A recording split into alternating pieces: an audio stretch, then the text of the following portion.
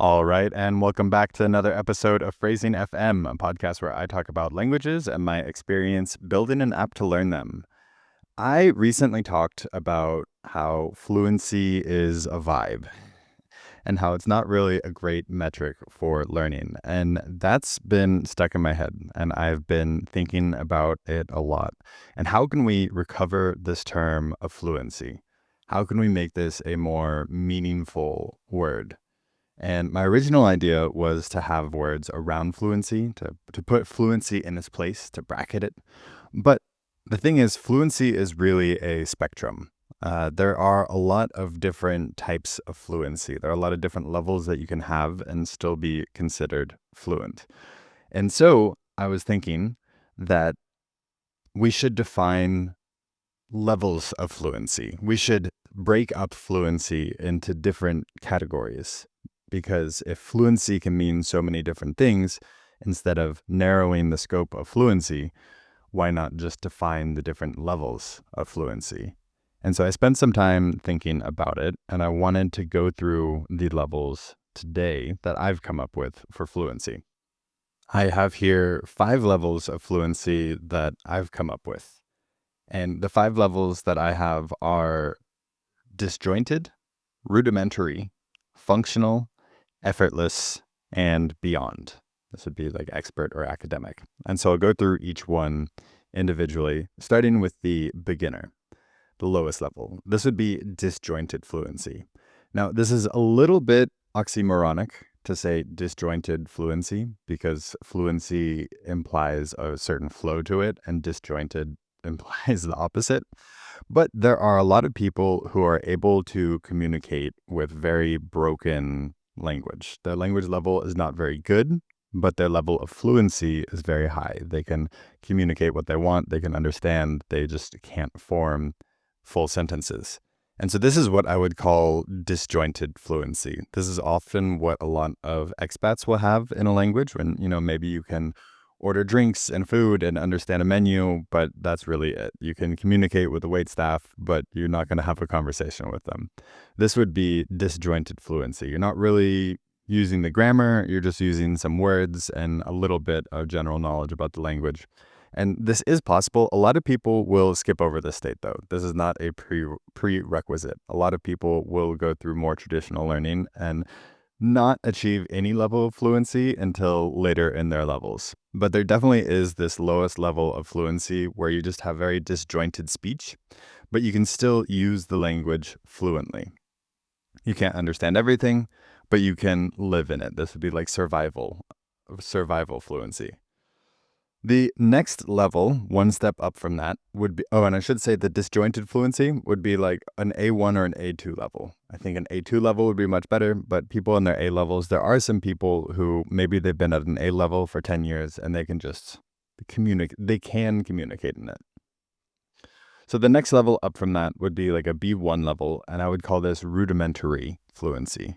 So this is exactly as it sounds. You have a rudimentary understanding of the language. You can kind of form sentences. The sentences are going to be very basic. You're not going to sound very intelligent when you speak. They might be very repetitive, probably make some mistakes. You might have to think about a lot of the words, but you're starting to use grammar. You're starting to form full sentences. You can start to parse apart what other people are saying and understand the nuance in it. You might have to think about it for a little while. You don't catch everything. But again, this is just a rudimentary understanding of the language, a rudimentary level of fluency, and you can still communicate in this level. I would say this is probably where my Portuguese got to, and I was able to communicate if I heard a Portuguese conversation. I could follow along with what's being said I don't want to say most of the time, but a lot of the time. And I had friends in the language. I could meet people who didn't speak English and bond with them. And, it was rough, but you can still have a level of fluency at a rudimentary level. So this would be like around a B1. The next level that I have is functional fluency. And this would be like a low B2, a high B1, maybe a mid B2. This would be the standard view of fluent. This is when most people would consider you fluent. You can function in a language. You sound like a human being when you're speaking. You can have normal, functional, flowing conversations. You can communicate what you want to. You can understand what people say in response. It's still very effortful. It's still very difficult. It's not very smooth, but you can get by in the language. I mean, for hours if need be, and you can bond with people easier. You can have conversations off the cuff. You can talk about different, you can function in the language just fine. It's not going to be the most natural way of functioning, but you can function nonetheless. So that would be functional fluency. This would be the standard level of fluency. I think when most language learners would talk about being fluent, this would be the level that they're talking about. The next step up from that is like a high B2, low C1, and this would be an effortless fluency. You can have like an effortless level of fluency where things just flow. You don't have to think about it. It's very automatic. You understand what people are saying. You can understand most of it. And there isn't this internal resistance. You don't struggle to articulate your thoughts clearly. You can just express what you want. You can understand what people say. There's no barriers around the language. This is kind of the dream. This is where people, and when non-language learners have the idea of fluency in their head, I feel like this is a lot of the times what they're thinking about, this effortless level of fluency where you can just exist in a language. It's like putting on a different set of clothes. It's very effortless, which is exactly why the name Effortless Fluency. And then, of course, after that, there is beyond fluency. And so this is a little cheeky reference to phrasing itself. The tagline is to fluency and beyond. And so what is beyond fluency? This would be like expert level, academic level, writers, poets. This is C2 level. This is oftentimes higher than most native level speakers. You can probably correct natives when they're speaking, especially in some languages.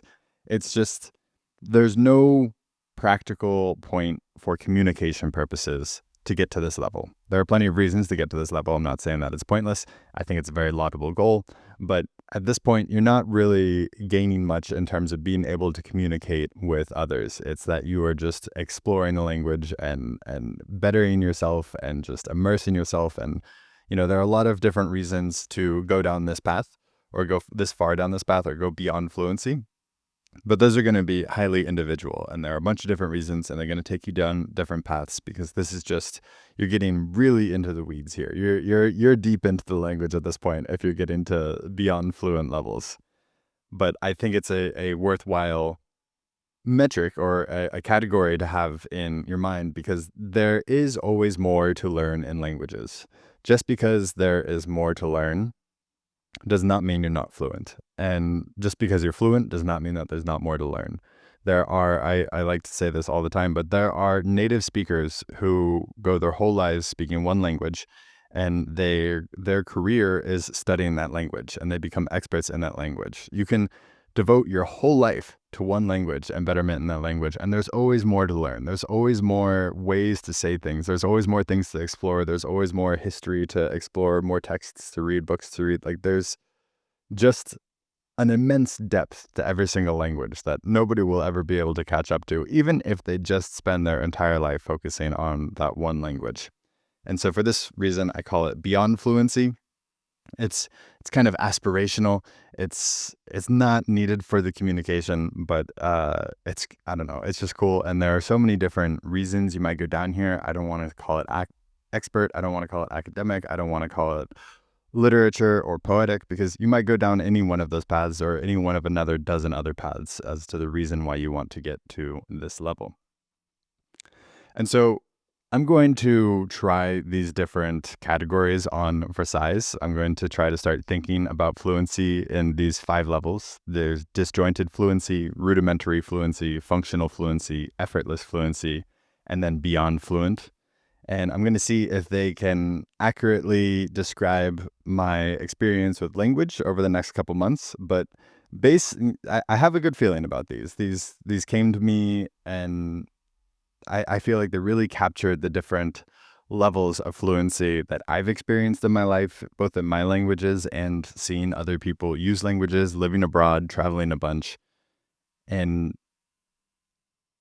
I hope it can maybe help make fluent a more useful term and change it from this cursed word in my brain to something that is a little more helpful, a lot more descriptive, and yeah, maybe even inspiring.